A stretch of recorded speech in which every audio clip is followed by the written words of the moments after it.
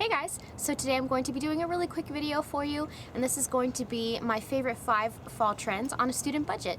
And in case you guys weren't aware or you're new to my channel, I'm actually going to be blogging and video blogging for the State Press magazine from Arizona State University. So I'm really excited. This is going to be my first piece and I hope you enjoy. One of the biggest trends that we have been seeing on the runway is green eyeshadow. Definitely a big trend for fall. So I have my favorite palette here. If you are not new to my channel and you've been with me for a while, you know it's one of my favorites, but I'm actually going to be featuring the Wet n Wild Comfort Zone palette.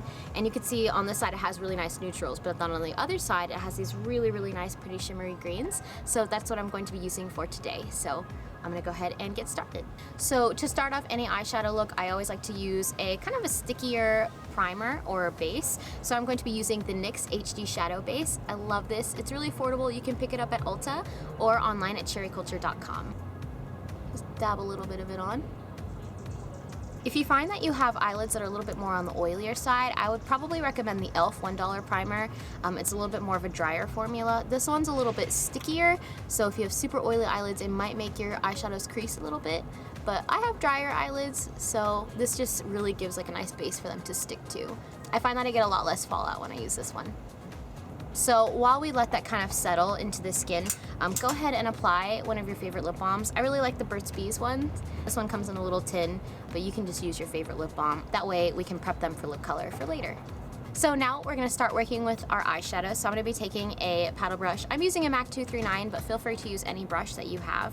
And I'm gonna be taking this really pretty olivey green light shade right here. So I'm just gonna take a little bit of that, and I'm going to apply it to the inner third of my eye. So it's like almost like an aged gold. I don't really know what kind of color this is. It's actually a very weird color. So I'm gonna pull a little bit of that into my tear duct, but not too much. And then do the same on the other side.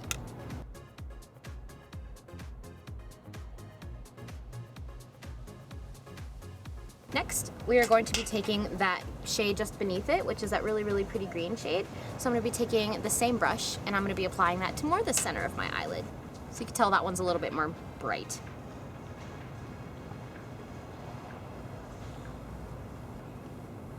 And then you see where there's that line right there, where there's one color where it meets the other one. Go ahead and put your brush along it and then just flip your brush over. And that will kind of blend that in.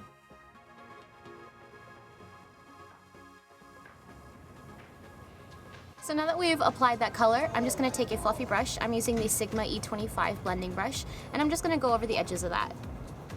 Get rid of any harsh lines we got. I would recommend that this is a clean brush. If you have a brush that you've already used other colors on, it's just going to transfer other color on there and make it really muddy. Now I'm going to be taking a slightly pointier blending brush. This is the MAC 217. I love this brush. It's not really drugstore, but I'm sure you can find a drugstore brush that's similar in shape. Now I'm just going to be taking that dark crease color right there, and I'm just going to gently tap that brush in there and then tap off the excess. This is a very saturated color and it's very dark, so I would say that it's best to layer and just do little by little. And then I'm just going to focus that on the outside, so right at your socket on the outer corner, and just like dab it in there. And then once you've got some color on there, go ahead and drag it inwards.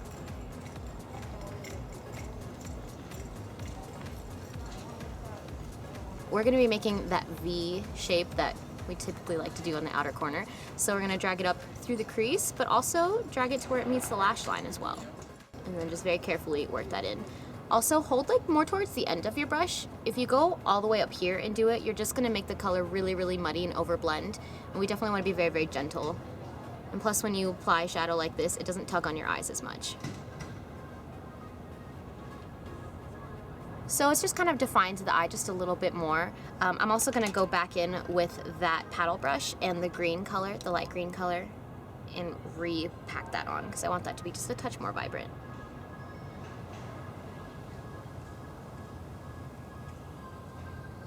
There we go. And again, with that clean blending brush from earlier, go ahead and blend that in. So I'm just going just above it.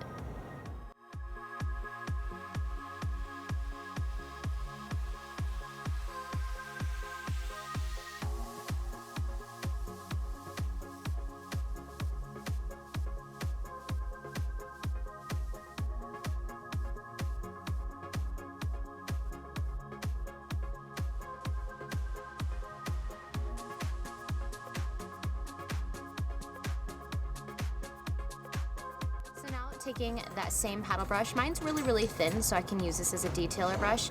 If you like, you could also use a pencil brush for this next step, but I'm gonna go ahead and use my paddle brush, and I'm just going to take that light green from before, and I'm just going to run that on the center of my lower lash line.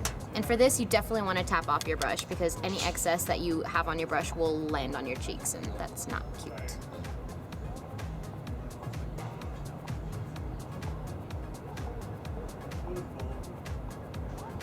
I'm just kind of pushing that into the lower lash line.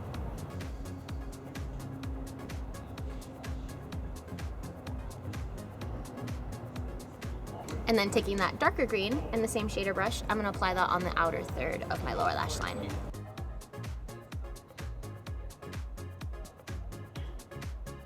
You could also join it back up with your crease on your eyelid. The way it's very seamless.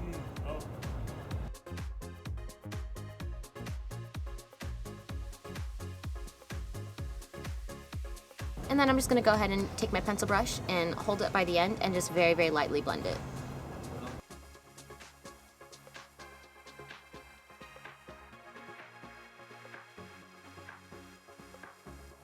And then just to finish it off, I'm gonna take this brow bone color. It's a little shimmery, but it's not overly shimmery, so I'm going to apply it to just under my brow and also my inner tear duct.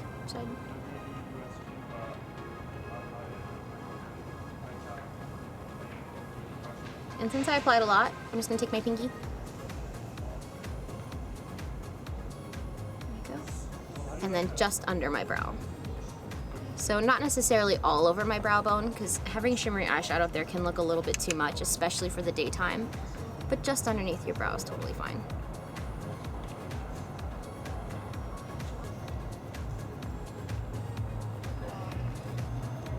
And now I'm gonna take a big, clean, fluffy brush, and I'm just gonna run through that.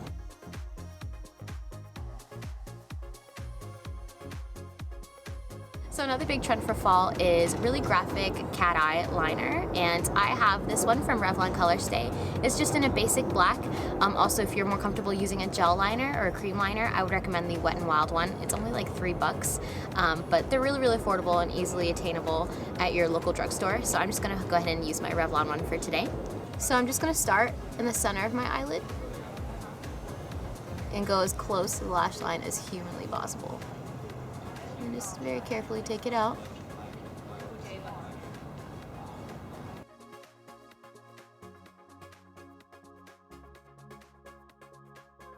So now that we got that solid line on there, I'm gonna go ahead and start working on my wing. And my general rule of thumb is to follow your bottom lash line. So you see how this like curves up like that for me? I'm just gonna pretend as if my lower lash line was extending towards my brow. So that's where I'm gonna make the wing go.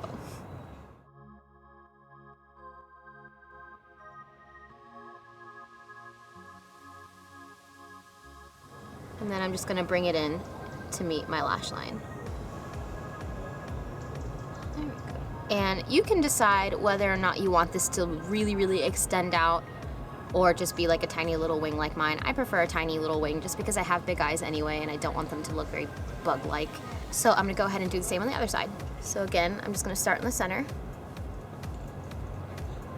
and draw a line as close to the lash line as possible. And again, I'm going to look at my lower lash line and just extend off of that. And that helps so much. And I also like to start at the top just because I find it's a lot easier.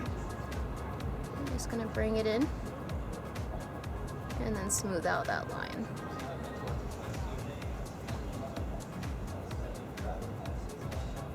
And a fun little thing that I like to do just for funsies, you can completely omit this step if you like, but I like to do 3 little dots below my lower lash line instead of fully lining it. That way it's not overly dark. So I'm just gonna do 1 dot, 2 dot, 3 dot. I just think that's really fun. I learned that from Michelle Vaughn a few years ago. So again, 1 dot, 2 dot, 3 dot. And that just adds like a fun little look. And then from a distance, you can still tell that your lower lashes are defined. So now I'm just gonna go ahead and curl my lashes. The mascara I'm going to be using today is this L'Oreal Telescopic in Carbon Black. I really like using this one because not only does it really define my lashes, but it's also got a really nice wand. It's really thin, which is really easy for me to use. Another big trend that has been shown on the runway a lot for fall is really nicely groomed brows. Everyone's brows are a little bit different. I would say that out of everything makeup-wise, a lot of girls don't take full advantage of their brows. I have pretty decently full ones, but if you don't have super full brows, don't be afraid to fill them in. And also, for girls who have dark hair, there's a common misconception that you should be using black eyeshadow. Do not ever use black eyeshadow for your eyebrows. You will look really scary and overly intense.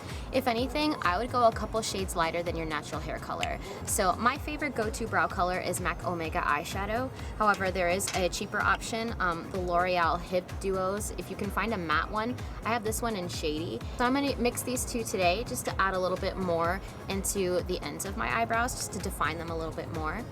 And I'm going to be using an angle brush. This is a Rock & Republic brush, but you can use any old angle brush you have. I'm just going to be focusing on the outer part of my eyebrow because it's really the only part that needs a whole lot of help. And I'm just very lightly going to go through with these colors, just to fill in some of those empty spaces. Brow gel is also something that I think a lot of people would find very unnecessary. I prefer just to use a clear mascara, so I use the one from Maybelline Great Lash. You can literally get this for like $2 at the drugstore, or any regular clear mascara would work really fine. So I'm just gonna go ahead and run that through my brows to keep them in place and to just kind of brush through them as well.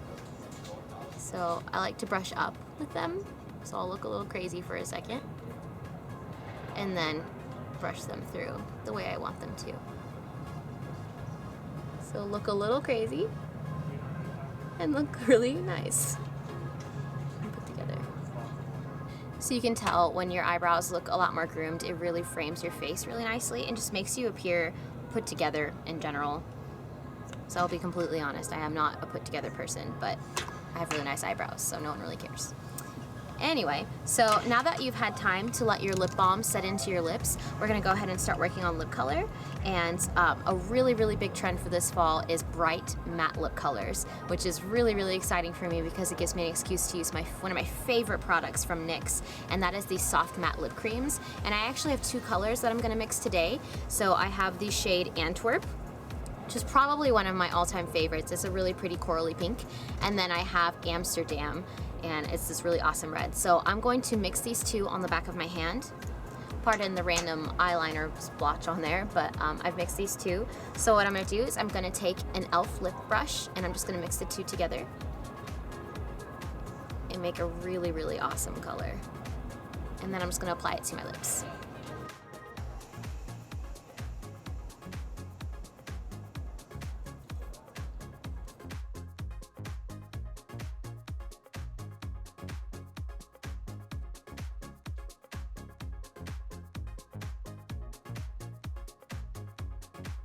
And then I'm going to take a clean finger and do this really uncomfortable but very helpful trick. And that will take off any excess lip color that would wind up on my teeth. Just a helpful hint. And then I'm just gonna take my finger and just kind of dab on that to kind of diffuse that color a little bit. If you imagine yourself walking outside and the weather's really breezy and it's really cold and you get that natural flush to your cheeks, achieving that look with makeup is a really hot trend for fall. So I'm going to be achieving that with a matte blush, and this is the matte blush from NYX, and it is in the shade Peach. And it's just this really natural peachy blush, and I'm going to be using my Real Techniques blush brush, which is definitely a holy grail blush brush. You can get this at Ulta. I think they're about $9 each, which is great for a blush brush. And you can use this for blush, bronzer, powder, highlighter, whatever floats your boat. It's great though. So I'm just gonna take this and swirl into my NYX blush and then tap off the excess. So I'm gonna start back here, just below my cheekbone, and then kind of swirl it and bring it forward.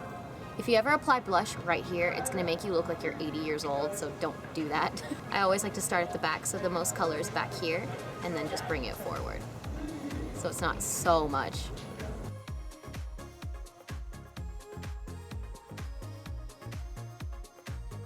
And because this is such a fluffy brush, it doesn't transfer too much product, which is pretty ideal, I think.